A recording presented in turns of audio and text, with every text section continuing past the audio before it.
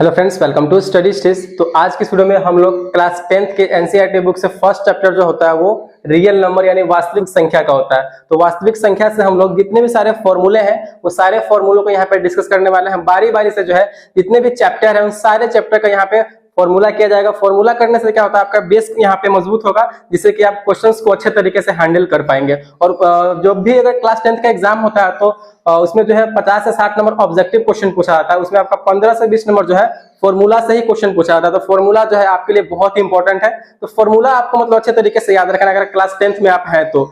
यहाँ पे first chapter है रियल नंबर का क्लास 10th में। तो इसका यहाँ पे हम लोग फॉर्मूला देखने वाले हैं, ठीक। वास्तविक संख्या, यहाँ पे पहले हम कुछ डिफिनेशंस को समझते हैं। रियल नंबर में, वास्तविक संख्या में प्राकृत संख्या यहाँ पे दिया गया है। प्राकृत संख्या किसे कहते हैं, जिसे हम लोग नेचुरल नंबर कहते हैं। तो पहले इस डिफिनेशन को समझिए। वैसी संख्या जो गिनती से स्टार्ट हो, मतलब सिंपल भाषा में अगर आपको बताया जाए तो गिनती की संख्या को हम लोग प्राकृत संख्या कहते हैं, नेचुरल नंबर कहते हैं। मतलब जो काउंटिंग की संख्या को उसे हम नेचुरल नंबर कहते हैं। काउंटिंग यानी गिनती की संख्या क्या, 1 2 3 4 5 6, मतलब इस प्रकार आगे भी अनंत इनफाइनाइट तक यहाँ पे जाएगा। ये प्राकृत संख्या जो है, गिनती की संख्या को हम लोग क्या बोलेंगे तो नेचुरल नंबर बोलेंगे। एग्जांपल यहाँ पे आपको दिख रहा होगा।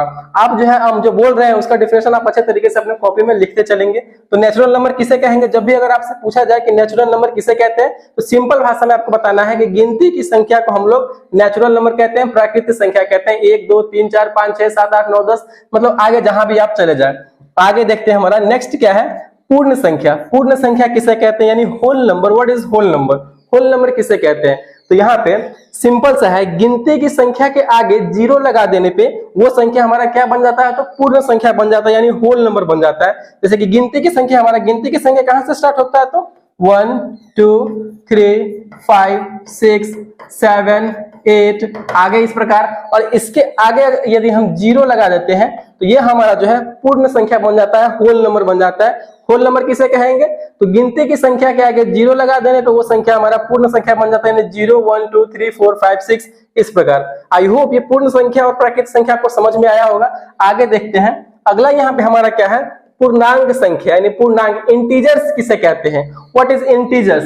तो इंटीजर्स में क्या होता है, यहाँ पे आपका पूर्ण संख्या भी रहेगा और यहाँ पे आपका प्राकृत संख्या भी रहेगा, यानी दोनों जो है निगेटिव नंबर भी यहाँ पे आपको देखने को मिलेगा पूर्ण संख्या में, इंटीजर्स में। तो इंटीजर्स आपको यहाँ पे देखिए 0 से स्टार्ट होगा, 1 2 3 4 5 इस प्रकार आगे भी। और इसमें निगेटिव संख्या भी आपको देखने को मिलेगा, यानी 0 से इधर आएंगे तो -1 -2, उसके बाद -3, फिर उसके बाद -4 इस प्रकार आगे भी। तो यहाँ पे पूर्ण संख्या में पूर्ण संख्या भी रहेगा और प्राकृत संख्या भी सम्मिलित होता है, उसे हम लोग क्या बोलते हैं, तो इंटीजर्स बोलते हैं, यानी पूर्णांक संख्या बोलते हैं, ठीक। नेक्स्ट यहाँ पे हमारा है सम संख्या यानी इवन नंबर। इवन नंबर किसे कहते हैं, सम संख्या किसे कहते हैं। सम संख्या का यहाँ पे डिफिनेशन हो जाएगा, बहुत ही सिंपल सा है। मतलब ऐसी संख्या जो पूरा 2 से विभाज्य हो, 2 से जो संख्या विभाज्य हो जाएगा उसे हम लोग सम संख्या बोलते हैं, यानी इवन नंबर बोलते हैं। जैसे कि 2 से विभाज्य कौन कौन सी संख्या हो जाएंगे, यहाँ पे हो जाएगा 2 4 6 8 10 12। यहाँ पे अगर बोलेंगे कि आप 13 क्यों नहीं ले रहे हैं, तो 13 यहाँ पे नहीं होगा, क्योंकि 13 जो है 2 से विभाज्य नहीं होता है, तो ये सम संख्या नहीं होगा। तो 13 यहाँ पे हम क्या करेंगे, तो नहीं लेंगे, ठीक। तो हो जाएगा 14 16 18, यानी 2 के डिफरेंस में। तो सम संख्या वैसी संख्या जो 2 से पूर्ण विभाज्य हो उसे हम सम संख्या कहते हैं, यानी इवन नंबर कहते हैं, ठीक। आगे यहाँ पे हम लोग देखते हैं विषम संख्या। विषम संख्या मींस ऑड नंबर हम लोग किसे कहते हैं। विषम संख्या जस्ट इसका अपोजिट है, उल्टा है। वैसी संख्या जो 2 से पूरा विभाजित ना हो, 2 से पूरा नहीं कटे, उसे हम लोग क्या बोलेंगे, तो विषम संख्या बोलेंगे, यानी ऑड नंबर बोलेंगे। तो कौन कौन सी संख्या है जो 2 से पूरा नहीं कटेगा, तो यहाँ पे सिंपल सा है, 3 हो जाएगा, 5 हो जाएगा, उसके बाद हमारा 7 हो जाएगा, 9 हो जाएगा, 11 हो जाएगा, 12 नहीं होगा। मतलब 12 क्यों नहीं होगा, पता है, क्योंकि ये 2 से विभाज्य हो रहा है और हमें क्या लेना है, तो 2 से विभाज्य नहीं हो वो हमें लेना है। तो यहाँ पे 13 हो जाएगा, 15 हो जाएगा, इस प्रकार आगे भी 17 19 21 इस प्रकार। आई होप ये सम संख्या, विषम संख्या और पूर्णांक संख्या ये भी आपको समझ में आया होगा। और आगे कुछ डिफिनेशंस है उसको देखते हैं। अगला यहाँ पे हमारा देखिए क्या है, परिमेय संख्या यानी रेशनल नंबर। परिमेय संख्या किसे कहते हैं, रेशनल नंबर किसे कहते हैं। तो सिंपल सा इसका डिफिनेशन आप अच्छे तरीके से लिखिए, इसको याद कीजिए। वैसी संख्या जिसे P/Q के रूप में लिखा जा सकता है उस संख्या को हम लोग क्या बोलते हैं, तो परिमेय संख्या बोलते हैं। वैसी संख्या जिसे P बटे Q, देखिए P बटे Q के रूप में इसे हम लिख सकते हैं, उसे हम क्या बोलेंगे, तो यानी बटे के रूप में जिस संख्या को लिखा जा सकता है, यानी भिन्न के रूप में, भिन्न के रूप में लिखा जा सकता है, उसे हम बोलेंगे परिमेय संख्या। लेकिन इसके पीछे भी एक रीजन क्या है, Q जो है हमारा कभी भी 0 के बराबर नहीं होना चाहिए। ये भी इसके आगे पीछे मतलब शर्त है कि P बटे Q के रूप में लिख सकते हैं, बिल्कुल है। P और Q क्या है, तो P और Q एक पूर्णांक, जहां पे P और Q एक पूर्णांक होगा। पूर्णांक का मतलब क्या है, वहां पे निगेटिव भी आएगा, जीरो भी आएगा, लेकिन Q जो है इसका ये हर कभी भी जीरो नहीं होना चाहिए, ये बात याद रखना। जैसे कि एग्जांपल के तौर पे अगर लेंगे तो क्या हो जाएगा, यहाँ पे 2/3 इसे P बटे Q के रूप में लिख सकते हैं, तो यह हमारा परिमेय संख्या हो जाएगा। उसके बाद आप 0/1 लिख सकते हैं, ये भी हमारा परिमेय संख्या होगा। लेकिन आप कभी भी जैसे कि 3/0 नहीं लिख सकते, क्योंकि यहाँ पे हर यानी Q जो है हमारा 0 के बराबर नहीं होगा। जैसे अगर हर में 0 आ गया मतलब ये इनफाइनाइट हो गया, ये परिमेय संख्या होगा ही नहीं। तो यहाँ पे इसे हम ऐसे नहीं लिख सकते हैं, ठीक। उसके आगे जो है आप कुछ भी ले सकते हैं, माइनस में लिख लीजिए, माइनस में 5/3 ये भी लिख सकते हैं। तो ये इसका एग्जांपल हो गया। समझ में आया होगा कि परिमेय संख्या किसे कहते हैं, वैसी संख्या जिसे P बटे Q के रूप में लिखा जा सकता है, अर्थात भिन्न के रूप में लिखा जा सकता है, और Q जो है कभी भी 0 के बराबर नहीं होगा, उसे हम लोग परिमेय संख्या कहते हैं, यानी रेशनल नंबर कहते हैं। अगला यहाँ पे हमारा क्या है, अपरिमेय संख्या यानी इरेशनल नंबर। जस्ट इसका उल्टा हो जाएगा। परिमेय संख्या को हम P बटे Q के रूप में लिख सकते हैं, लेकिन अपरिमेय संख्या को, इरेशनल नंबर को P बटे Q के रूप में नहीं लिख सकते हैं, ठीक।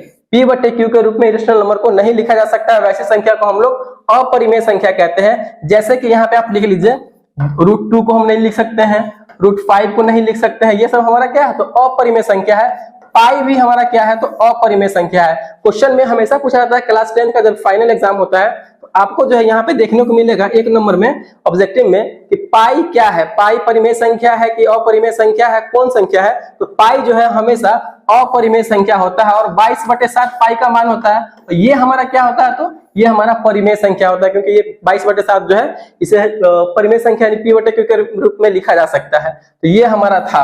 आई होप ये परिमेय संख्या और अपरिमेय संख्या भी आपको समझ में आया होगा। यहाँ पे आगे देखते हैं, अगला यहाँ पे हमारा है भाज्य संख्या यानी कंपोजिट नंबर।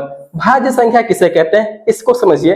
भाज्य संख्या वैसी संख्या जो एक अथवा स्वयं को छोड़कर और किसी संख्या से विभाजित हो जाए, मतलब स्वयं को और एक को छोड़कर किसी और दूसरी संख्या से पूरा पूरा कटे, उसे हम लोग बोलते हैं भाज्य संख्या यानी कंपोजिट नंबर। जैसे कि एग्जांपल के तौर पे हम ले लेते हैं, यहाँ पे 4, 6, 8, 10, यहाँ पे देखिए एक अथवा स्वयं को छोड़कर जो ये और किसी संख्या से विभाज्य होगा कि नहीं, तो ये 2 से भी हो जाएगा।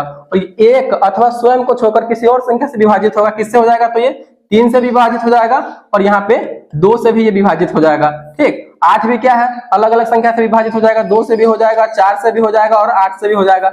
मतलब एक से तो विभाजित हो ही रहा है, स्वयं से मतलब खुद से विभाजित हो ही रहा है, लेकिन किसी और संख्या से वो पूरा पूरा कट जाए, उसे हम लोग बोलते हैं भाज्य संख्या, ठीक। ये भी आपको ये समझ में आ गया होगा कैसे, मतलब कौन सी संख्या को हम लोग भाज्य संख्या यानी कंपोजिट नंबर बोलते हैं। अगला यहाँ पे हमारा क्या है, तो अभाज्य संख्या यानी प्राइम नंबर किसे कहते हैं, प्राइम नंबर अभाज्य संख्या। तो सिंपल सा है, इसका जस्ट उल्टा है। वैसी संख्या जो एक अथवा स्वयं को छोड़कर किसी अन्य संख्या से विभाजित नहीं हो। इसमें क्या था कि मतलब एक से और स्वयं से विभाजित हो रहा है और दूसरी संख्या से भी विभाजित हो जाए, तो उसे हम कहते हैं भाज्य संख्या यानी कंपोजिट नंबर। इसमें है अभाज्य संख्या में वो एक अथवा स्वयं को छोड़कर मतलब खुद से और एक को छोड़ करके किसी संख्या से विभाजित नहीं हो। जैसे कि यहाँ पे आप ले लीजिए 3 ले लीजिए, 3 के बाद आप 5 ले लीजिए, 5 के बाद आप 7 ले लीजिए। ये क्या है, 3 एक से विभाजित होगा, स्वयं से होगा, लेकिन किसी और दूसरे से विभाजित होगा नंबर नहीं होगा। 5 क्या है, 5 स्वयं से हो सकता है, 5 से खुद हो जाएगा और 1 से हो जाएगा, लेकिन किसी और दूसरे नंबर से ये विभाजित नहीं होगा, ठीक। यहाँ पे 7 क्या है, खुद से होगा और 7 से होगा और 1 से होगा, मतलब किसी और संख्या से विभाजित नहीं होगा। यहाँ पे 8 जो है 8 नहीं ले पाएंगे यहाँ पे, क्योंकि 8 जो है दूसरे नंबर से विभाजित हो रहा है। और यहाँ पे 9 देखिए, 9 यहाँ पे 3 से विभाजित हो रहा है, तो यहाँ पे 9 भी हमारा नहीं होगा, क्योंकि वो खुद से होना चाहिए और उसी नंबर से होना चाहिए, एक से दूसरे नंबर से नहीं होना चाहिए। 10 भी नहीं होगा, यहाँ पे 11 हो जाएगा, क्योंकि 11 खुद से ही होगा और 1 से मतलब होगा, मतलब किसी और संख्या से विभाजित नहीं होगा। उसके बाद 13 हो जाएगा हमारा। इस प्रकार जो है, आई होप इसका डिफिनेशन आपको समझ में आया होगा, ठीक।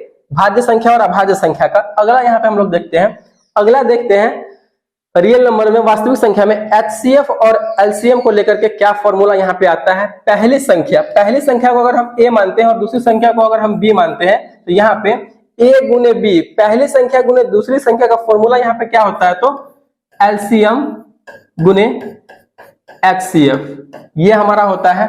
अगर जैसे कि एग्जांपल के तौर पे आपको एक क्वेश्चन दे दिया जाए, जैसे कि कोई संख्या है A, उसका जो है मान जैसे कि ले लेते हैं 15, कोई संख्या A है इसका मान 15 है, तो हमारा इसका LCM जो है 12 है और इसका LCM 17 है, एग्जांपल के तौर पे ले रहे हैं। तो हमारा पहली संख्या जिसको हमने माना है A और इसका LCM भी हमें पता है और HCF भी हमें पता है, LCM भी पता है और HCF भी पता है। तो आपसे क्वेश्चन में पूछा जाएगा कि दूसरी संख्या निकालिए, तो दूसरी संख्या निकालने के लिए सिंपल सा यहाँ पे फॉर्मूला क्या हो जाएगा, देखिए आपको बताते हैं।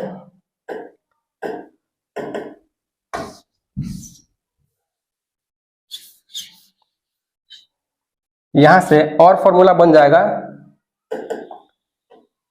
देखिए पहली संख्या गुने दूसरी संख्या इक्वल टू क्या होता है, हमारा LCM गुने HCF होता है। तो पहली संख्या अगर हमें निकालना हो, जिस क्वेश्चन में दूसरी संख्या दिया हुआ हो, LCM दिया हुआ हो और HCF दिया हुआ हो, तो कैसे हो जाएगा, LCM गुने HCF बटे में यहाँ पे पहली संख्या है और दूसरी संख्या गुना में है, बराबर के उधर जाएगा तो क्या हो जाएगा हमारा यहाँ पे भाग में हो जाएगा, तो यानी यहाँ पे दूसरी संख्या हो जाएगा।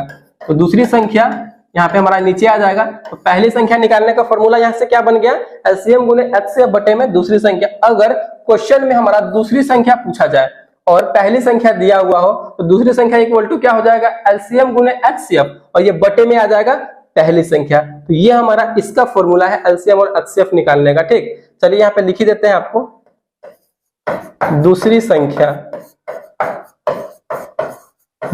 संख्या इक्वल टू हमारा हो जाएगा LCM गुने HCF बटे में दूसरी संख्या पूछा जा रहा है, तो क्या बच गया हमारा, सिंपल पहली संख्या सिंगल बच गया, तो पहली संख्या भाग में कर देंगे तो हमारा दूसरी संख्या निकल के आ जाएगा। तो ये है हमारा LCM HCF से पहली संख्या और दूसरी संख्या से फॉर्मूला। चलिए एक और हमारा कुछ बच जाता है इसमें रियल नंबर में, जब भी अगर यूक्लिड विभाजन से अगर आपको फॉर्मूला मतलब कोई क्वेश्चन दे दिया जाए HCF बनाने के लिए या फिर कोई भाग बनाने के लिए दे दिया जाए, यूक्लिड विभाजन की मदद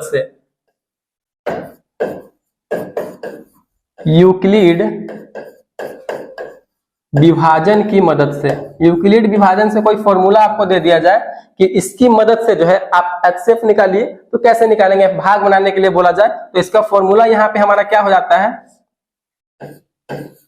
A बराबर BQ प्लस R। इसका मतलब क्या होता है, यहाँ पे A जो होता है ये हमारा भाज्य होता है, भाज्य इक्वल टू भाजक गुने भागफल, यानी भाजक गुने भागफल और यहाँ पे प्लस R यानी रिमाइंडर प्लस शेषफल। तो ये जो तरीका है ये हमारा यूक्लिड विभाजन की मदद से जो है इस क्वेश्चन को हम सॉल्व करते हैं। A equal to BQ plus R यानी भाजक गुने भागफल प्लस शेष। मतलब अगर आपके सामने कोई क्वेश्चन दे दिया रहे और बोला जाए, दो नंबर दे दिया रहे और बोला जाए कि यूक्लिड विभाजन की मदद से इसका HCF या भाग निकालिए, तो हम इसी प्रकार निकालेंगे A equal to BQ plus R की मदद से। तो ये था हमारा रियल नंबर से वास्तविक संख्या से कुछ इंपॉर्टेंट फॉर्मूला जो मैंने आपके साथ शेयर किया है। आप अच्छे तरीके से इसे कहीं लिख लीजिए, जिससे कि आपको क्लास 10th में जो है रियल नंबर से जब भी क्वेश्चन आए और फॉर्मूला अगर आपको याद हो तो आप अच्छे तरीके से क्वेश्चंस को हैंडल कर पाए। तो आई होप ये वीडियो आपको अच्छा लगा होगा और पसंद आया होगा। तो प्लीज वीडियो को लाइक कीजिएगा, चैनल पे नए हैं तो चैनल को सब्सक्राइब जरूर कीजिएगा। Thank you.